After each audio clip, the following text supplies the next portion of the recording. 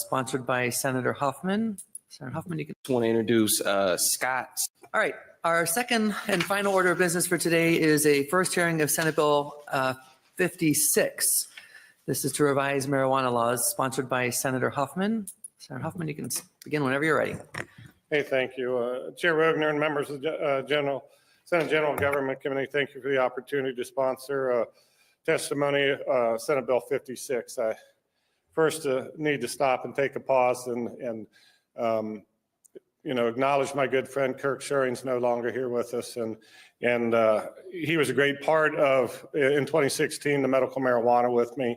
The last General Assembly, he was a great deal of counsel, and the Senate will certainly, in the state of Ohio, will certainly miss his direction and knowledge on marijuana, but we'll continue forward to make this better in the state of Ohio. But I just want to acknowledge Kirk's presence in his absence here today. So many of the provisions in the bill may look familiar, as they largely reflect Senate passed House Bill 86 last General Assembly.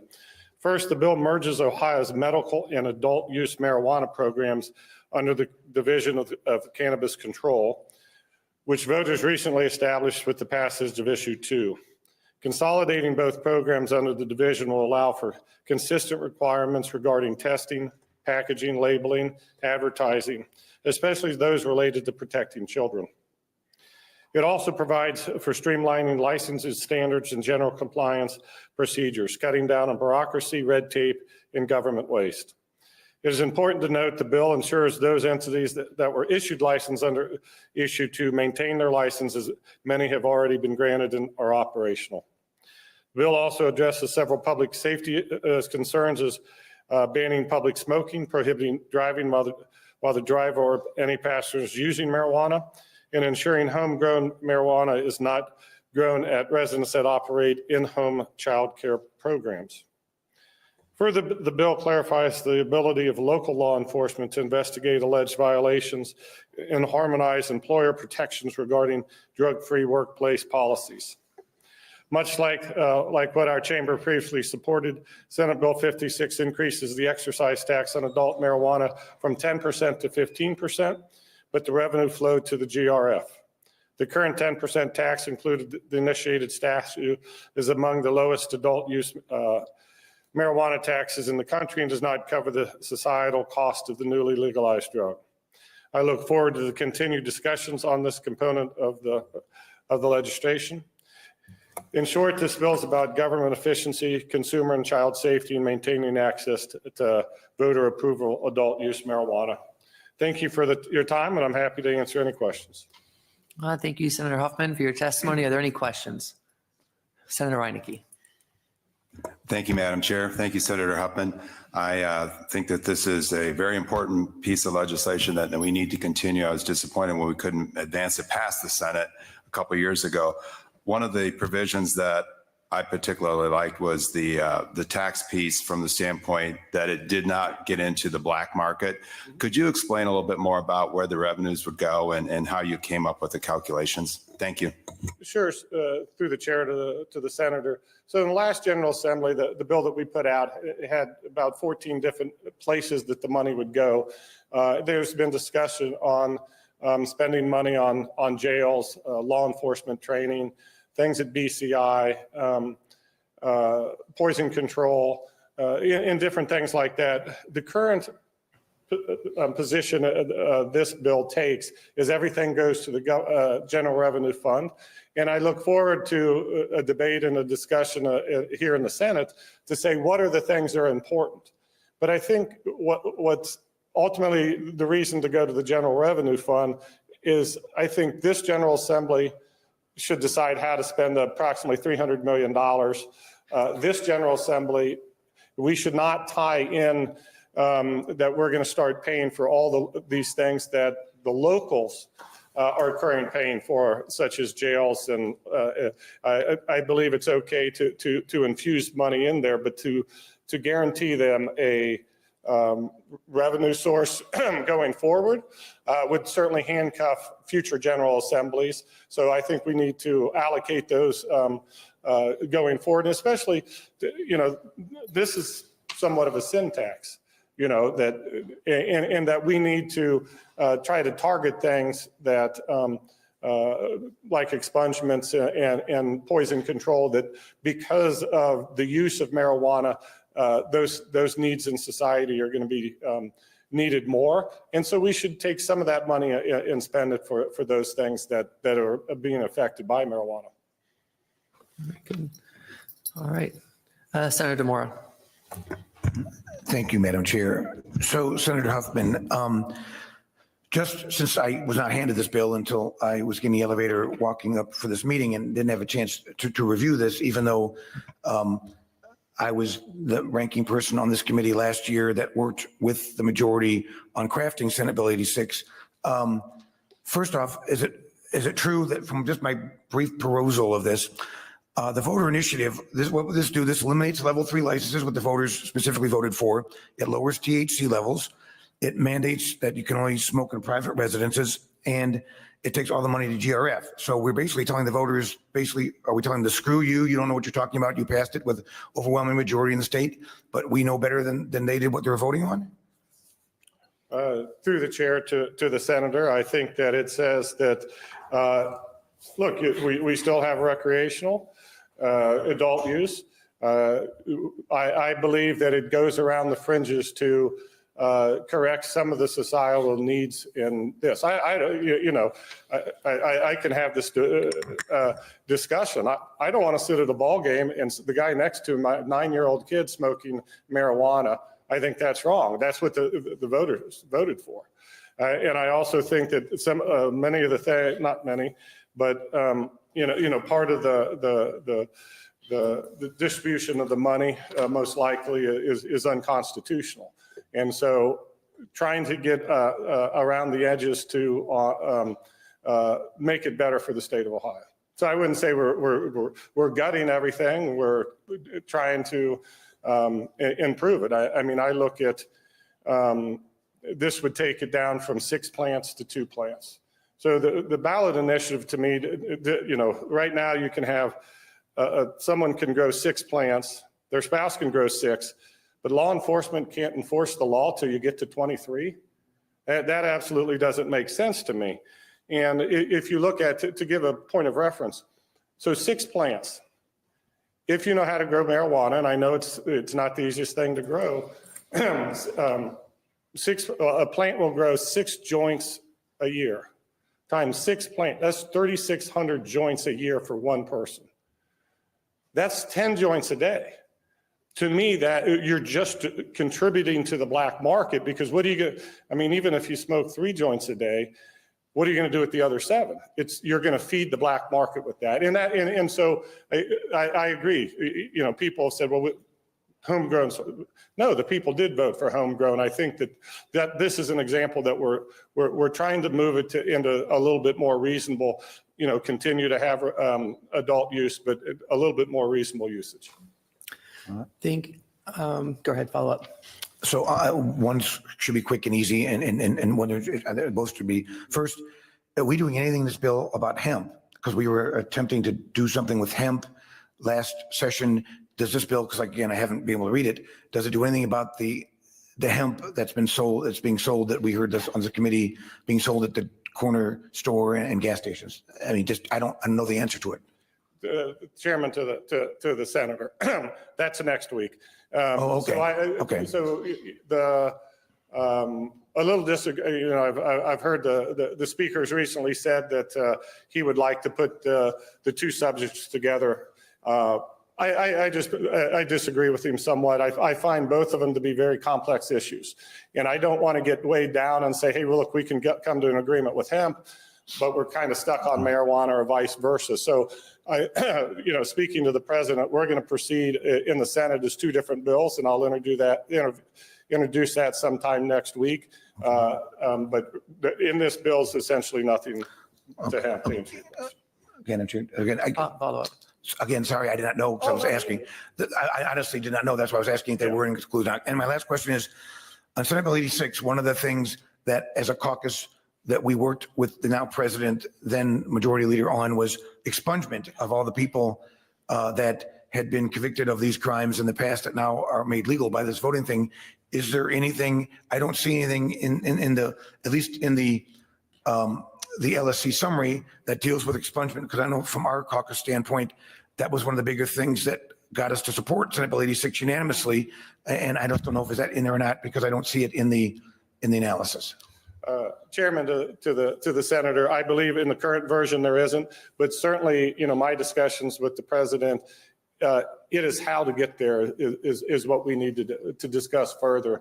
Him and others have been against total blanket expungement, in the sense that there should be something, in his thoughts, there should be something active to be done for that expungement. But through this committee process, we'll certainly be open to any type of amendments to do something along that line. Thank you, Madam Chair. Thank you. I'd just like to make a comment that while the voters did pass issue 2, and we do now have this adult use recreational marijuana, it is incumbent upon us as a General Assembly to make sure that it is done responsibly. Very similar to like cigarettes, right? We want to make sure that cigarettes are not marketed to children and children don't get them. So very similar here in your bill. I see that they're prohibiting being marketed by any graphic picture or drawing that bears any resemblance to a cartoon character or a popular figure that can't be designed as fruit or something particularly attractive to children. So there's some very common sense elements in here, which I think will help protect the youth in Ohio. So thank you for bringing this forward. If I can comment, Chairman, that no, I totally agree. And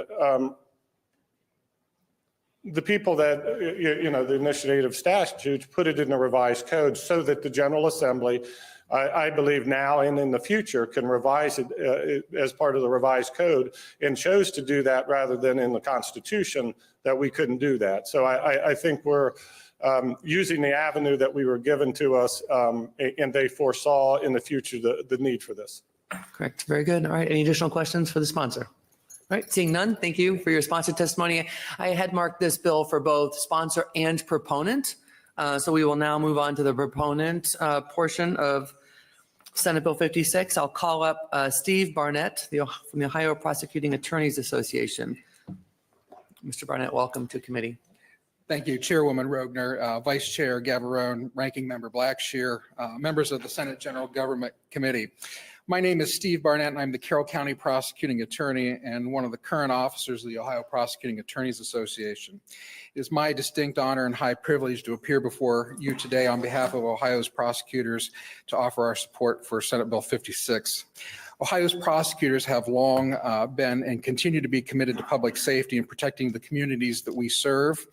While we opposed State Issue 2 that legalized adult use marijuana, we respect the wishes of the voters, and we seek to work with this body to further protect our communities, including some of our most vulnerable citizens, our children, so that our adult use marijuana laws maintain public safety, yet balance the wishes of the electorate. We are pleased that Senate Bill 56 begins that discussion, and I would like to discuss with you 4 key points of Senate Bill 56 of why it addresses many of our concerns and why we support this bill. First, the safety and the need to protect children exposed to marijuana in any form have been tantamount to our views.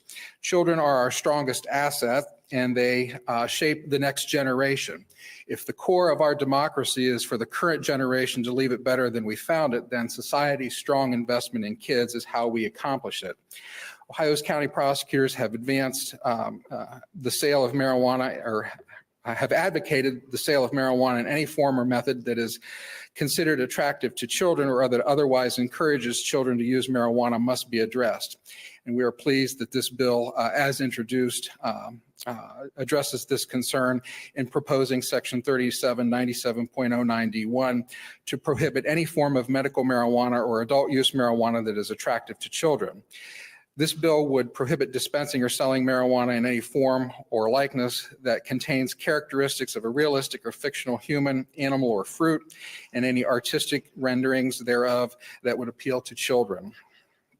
This legislation also authorizes the Division of Cannabis Control to adopt rules regulating advertisement to prevent or promote illegal activity to minors or that target or mislead children into using marijuana. This is a reasonable common sense approach similar to other prohibitions that target people underage or other at-risk populations like cigarette smoking, alcohol consumption, drug driving, and gambling, to say the least. And for good measure, there are even regulations on attorney advertising. It only makes sense that adult use marijuana be subject to the limits on exposure to children. Second, Senate Bill 56 enacts 3796.062 that addresses transportation of adult use and homegrown marijuana and motor vehicle transport. Nothing in State Issue 2 restricted how adult use marijuana or homegrown marijuana could be transported, thereby making marijuana accessible to vehicle drivers and passengers. This bill, as introduced, addresses transportation of legal marijuana by requiring it to be kept in its original unopened packaging, storing it in the trunk or in the areas of the vehicle not easily accessible by the driver or passenger when there is no trunk. This bill also establishes similar rules for marijuana paraphernalia. Ohio has long established open container laws regarding alcohol in motor vehicles.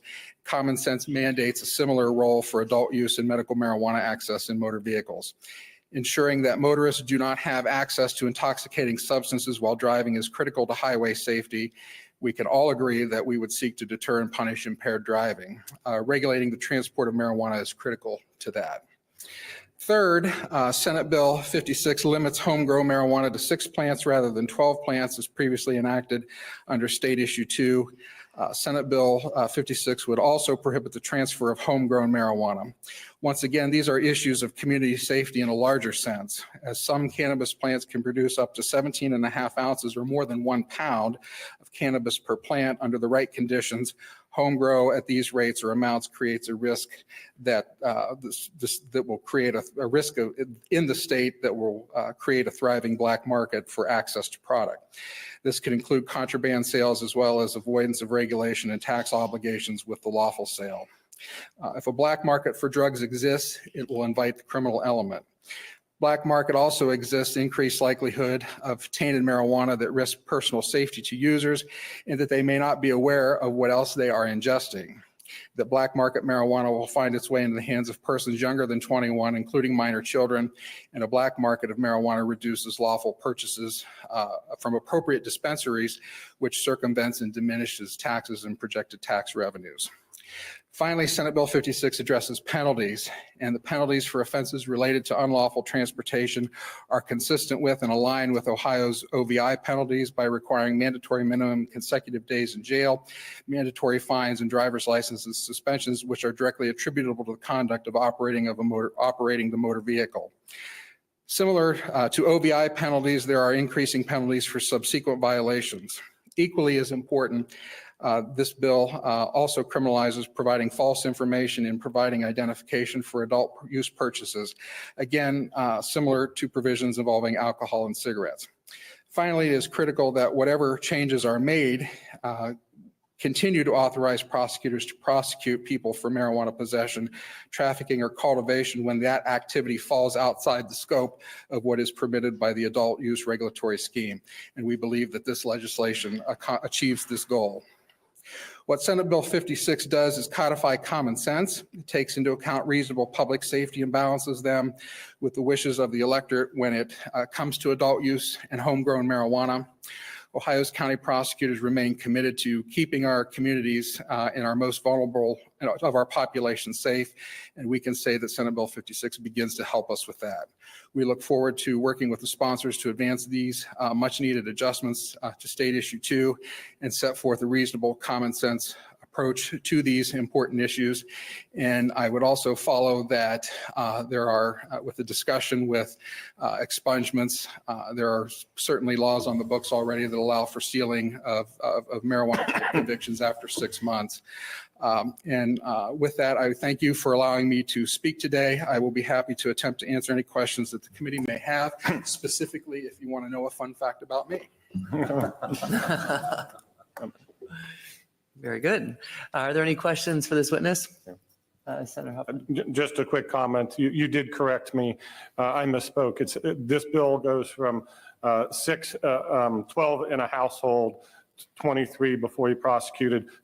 To clarify, only 6 total in a household, and then you can be prosecuted for going forward. So you did correct me. I just wanted to acknowledge that. I didn't intend to do that. No, I was wrong. So it's 6 points in the house. Thank you, Chief. Thank you. Senator Moore. Thank you, Madam Chair. So, sir, I'm wondering, you represent all the prosecuting attorneys, but inside your own organization, is this more of a, I guess, a conflict between the urban prosecutors and the rural county prosecutors? Because I will be blunt and tell you that I don't think the Franklin County prosecutor is going to prosecute somebody for smoking a joint in the city park. Whereas in a smaller county, they might get prosecuted for that. So are we setting up 2 sets of rules and 2 sets of enforcement? Because again, I've talked to dozens of members of the Columbus Police Department, and they're not going to cite somebody for smoking a joint walking down the street, as this bill would now mandate that they do that. But in other jurisdictions, they certainly might. So isn't this a conflict of the organization about maybe urban versus rural again, or not? To the chair, to the senator, I don't believe so, because county prosecutors across the state, some have exclusively felony jurisdiction, some in the rural counties and even larger counties still have municipal misdemeanor prosecution jurisdiction. So I think prosecutors across the board would look at this issue in terms through the lens of public safety to begin with at all levels, regardless of who has the obligation to prosecute it. All right, very good. Any additional questions? If not, I have one for you. So the bill increases the excise tax from 10% to 15%. But then it says something interesting. It also says the bill imposes a 15% excise tax on the illegal sale of marijuana by an unlicensed seller to a consumer. Just curious on your thoughts on that one. I would think there should be more than just a 15% tax if they're doing something illegal.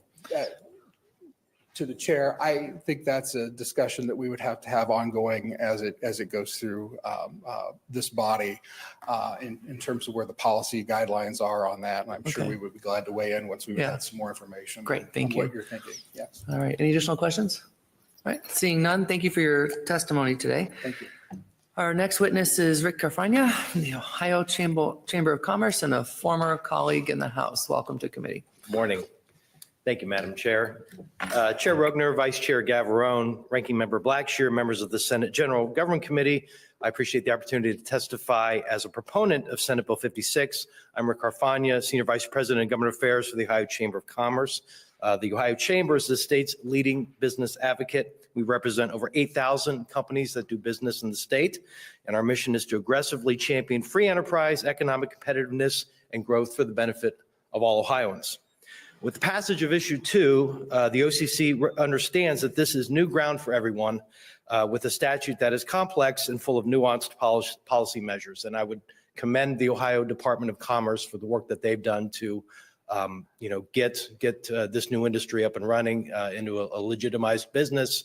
And so we are here to, acknowledge that, but also to draw attention to, again, some lingering things as a result of Issue 2. And because it was an initiated statute, the Ohio General Assembly does have the discretion to make any statutory adjustments that govern the use of recreational marijuana in its emerging marketplace. And of all the provisions that are targeted for revision in this bill, my testimony today is limited really to the 3 that we spoke about during the Senate Bill 86 deliberations. There are a variety of things in the bill that we have no opinion on, some that we may have an opinion on, but I really want to focus on 3 main issues, and that are employer workplace protections, ensuring private property rights, and amending the tax distribution. So first, we do appreciate Sponsor Huffman's inclusion of 2 key requests of ours to strengthen Ohio's employer protection laws to account for recreational marijuana usage. First, Senate Bill 56 addresses a provision currently found already in Ohio's medical marijuana employer protection law, but was not included in Issue 2. And this provision, which is ORC 28C, which was adopted in the budget during the 134th General Assembly, specifies that employers do not violate any anti-discrimination laws when enforcing drug-free workplace policies. Accordingly, the simple deletions of, quote, medical, the term medical, now expands this provision to apply to all forms of marijuana, regardless of if it is medical or recreational. Second, Senate Bill 56 also now clarifies that any person discharged from employment because of their use of marijuana, not just medical, is discharged for just cause and ineligible for unemployment benefits if the use was in violation, once again, of the employer's drug-free or zero-tolerance policies. We are grateful for these critical changes and other efforts to strengthen Ohio's employer protection laws to reinforce employers' abilities to maintain drug-free workplaces, zero-tolerance policies, and the flexibility to conduct employee. And with that, I just want to add to that, an employer cannot avail themselves of any of these rights unless they have on the books either a drug-free workplace or a zero-tolerance policy. They have to have something that they have taken initiative to institute for their own business that can then be enforced. Then they can utilize these employer protections. Next, ensuring private property rights. The Chamber believes that the issue 2 statute is ambiguous as to what extent private property owners are able to prohibit people from using, possessing, displaying, or transferring marijuana on their properties, apart from existing bans on smoking. The Chamber firmly believes that publicly accessible places such as shopping malls, restaurants and bars, amusement parks, and other large areas under private ownership should be able to limit cannabis use, possession, or transfer beyond the state's existing smoking ban. And to address this ambiguity, as we've said in the last General Assembly, we think that the best way to achieve this outcome for consistency's sake is to adopt Colorado's approach of making all public use illegal. Colorado was one of the very first states to legalize recreational marijuana, and marijuana use there in any form is prohibited in all public places, including outdoor and indoor areas. Senate Bill 56 largely achieves this goal by limiting the smoking, combustion, and vaporization of recreational marijuana to private residences. Furthermore, the revisions also align with the OCC's request to empower rental property owners to ban the use of marijuana products on their properties. And then finally, regarding the tax distribution, as you're aware, under issue 2, there is the way that the tax revenue is distributed. There is a cannabis social equity and jobs program, which is 36%. There's a host fund that benefit only those local governments that have adult use dispensaries. That's 36%. There's a fund to fight substance abuse, 25%, and a fund for Department of Commerce and Department of Taxation to administer these laws, 3%. So under the current tax distribution, over 1/3 of these revenues are slated to flow right back into the industry, with the remainder going to remediate issues resulting from legalization of recreational marijuana. Now, to contrast that, Senate Bill 56 calls for all adult use marijuana revenues, as you heard from the sponsor, to be transferred to the state's general revenue fund. The Chamber believes in amending the tax distribution that, at minimum, bolsters Ohio's behavioral health and recovery services. And to that end, we have been in conversations with some of the other statewide business advocacy organizations, as well as the One Ohio Recovery Foundation, to try to come up with a variety of initiatives that involve sustained workforce, community prevention, public education, and research. And as many of you may know, One Ohio is a nonprofit charitable organization that was created to support substance use disorder prevention, treatment and recovery efforts, and to invest funds to support these efforts for Ohioans into the future. We think that that's the natural outlet to realize some of these initiatives. So our collective aim is to safeguard Ohio's economic future from the challenges legalized marijuana is already creating in our communities and workplaces. And we look forward to sharing more about the effort I just spoke about with both the Ohio General Assembly and the DeWine administration. So just to close, we understand that creating this new industry that formerly was illegal involves layers of complexity and consequences. We believe it is equally important to honor the vote of the people while administering this new program in the most socially responsible manner. We believe Ohio can do both, and we applaud the work and the initiative by Senator Steve Huffman to revise the issue 2 statute. The Ohio Chamber supports the efforts under Senate Bill 56 to ensure the safe and responsible usage of recreational marijuana, and we encourage your affirmative vote on this legislation. Thank you, Madam Chair. All right, thank you for your testimony. Funny, you mentioned Colorado in your testimony. I've traveled to Colorado about at least once a year for the last 25 years. And I used to love to go into Denver when we'd land and spend time down the 16th Street Mall and shop. And it was just beautiful. But now after they've legalized marijuana, I mean, it's just so sad what has happened to that city. I mean, with the homelessness, the violence, the crime, the drug addiction. It's just, so now we avoid it like the plague. We get onto I-70, we drive to the mountains, and even on I-70, the smell of marijuana is overwhelming on the highway. So it's really a shame how it's destroyed Denver. Are there any questions? All right, seeing none, thank you for Thank you, being Madam here Chair. today. Thank you all. Our last in-person witness I have is Rob Crane from Preventing Tobacco Addiction Foundation. That's weedfreekids.org. Welcome to committee. Indeed, indeed. Senator Gavrone, Chair Rogner, thank you very much for having me. I speak in favor of Senate Bill 56. I have copies of my testimony. If you don't have it yet, is in front of you. Would you like copies? You got it. All right. Well, I'm Rob Crane. I'm a family doctor and retired professor of family medicine at Ohio State. I'm also the founder and board chair of the Preventing Tobacco Addiction Foundation and its advocacy arm, Tobacco 21.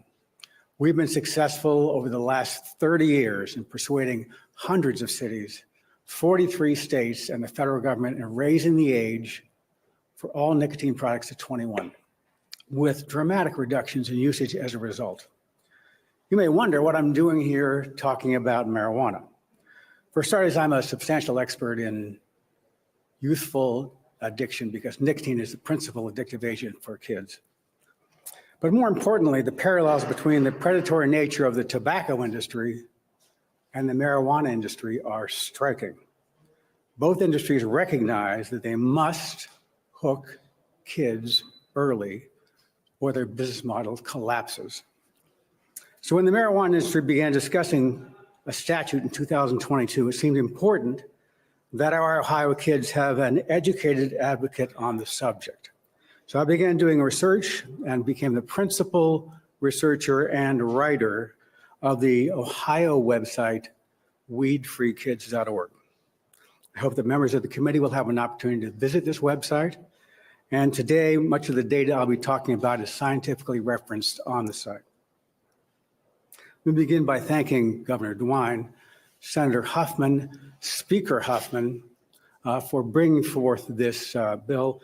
And I'd be remiss in also not thanking the late, great Senator Schuring for his long-term championship of kid protection for marijuana.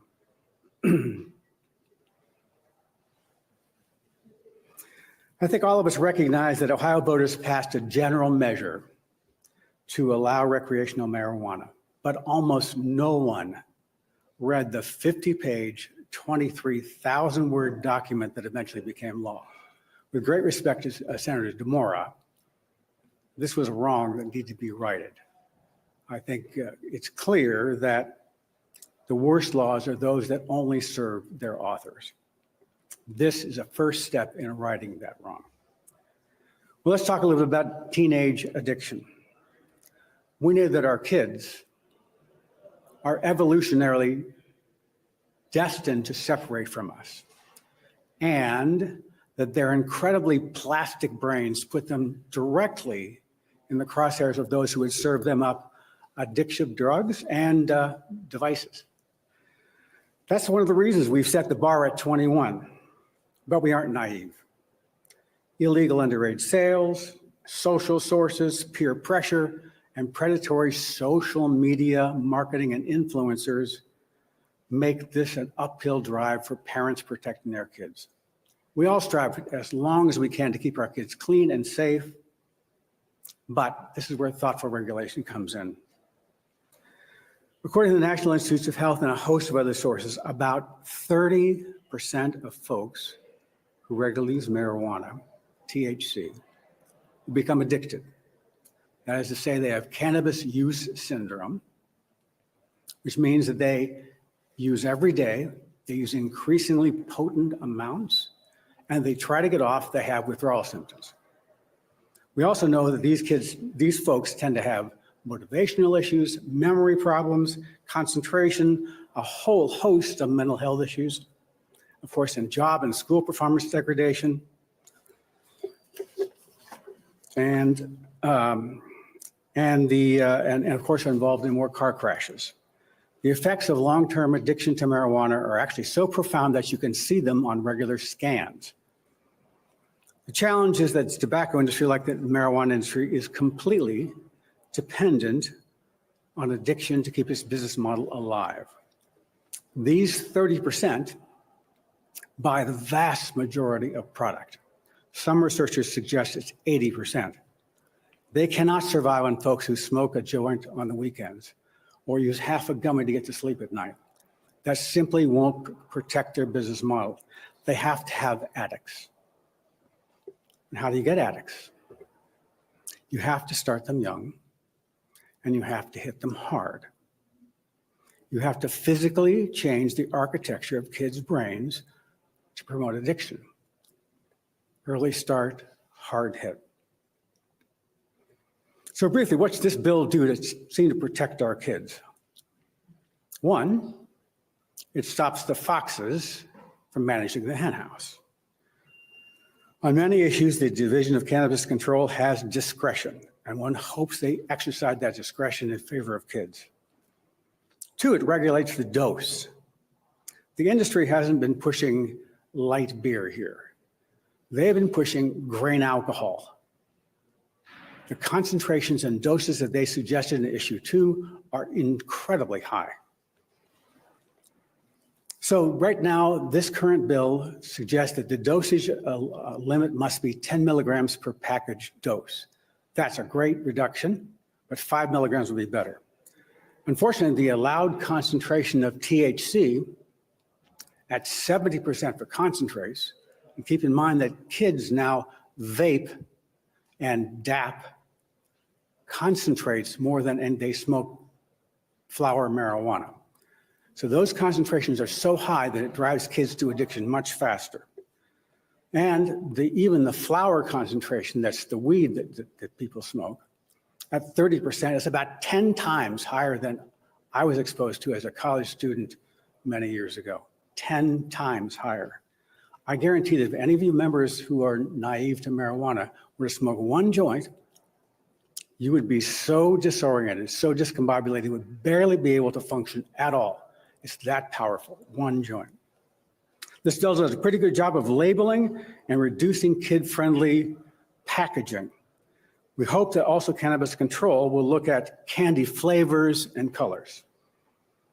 We also need to watch homegrown, which has been talked about earlier. 6 plants a year with 4 crop cycles a year is a ton of marijuana. I calculate about 2,000 joints a year. Senator Huffman talked about 3,600. It's still a huge amount. It will flood the black market. I think we ought to be up to about 2 plants per year, as Senator Huffman mentioned. What the bill does not address is where the money goes. And obviously that's a responsibility of the Budgetary Committee, but I hope we focus on kids. We have to spend some money doing surveys and research and letting our universities and the health department look to see what our kids are doing. So if we have to course correct, we have an opportunity to do so. But most importantly, there is a wide variety of social media and influencers that promote marijuana every day, that our kids see every day. We have to have an organized system, very much like the Stand campaign we used to have for tobacco, that actually develops our own influencers, our own social media, to bring the truth to kids. I read the data last night showing that if a young person gets stoned one time, they have a 9% chance of developing cannabis use syndrome and the attendant problems that go with that. This bill does not address Delta-8, other hemp tobacco products. Obviously, Senator Huffman talked about that, but that's got to be eliminated. You've got to deal with that. Finally, the issue of public consumption. Senator Moore is not here, but If you have somebody sitting at OSU Stadium and there's someone smoking a joint next to you, that promotes it for kids. Same thing with parks. Like Colorado, we need to keep it out of the public space to keep kids from being so associated with it. Well, I've talked way too long. Thank you very much for your time. I appreciate that. And anytime you'd like for any questions you'd like, I'll be here. Thank you for your testimony. Are there any questions? Seeing none, thank you for being here today. Thank you. We received no other witness slips to the office. Is there anyone else here wishing to testify on this legislation? All right, seeing none, I would like to draw the attention of the committee to the written-only testimony on your iPads from Hannah Hayes from the Ohio Poison Control Centers. Is there any discussion? Hearing none, this will conclude the first hearing of Senate Bill 56. And is there any other business to be brought before committee? Seeing none, we are adjourned.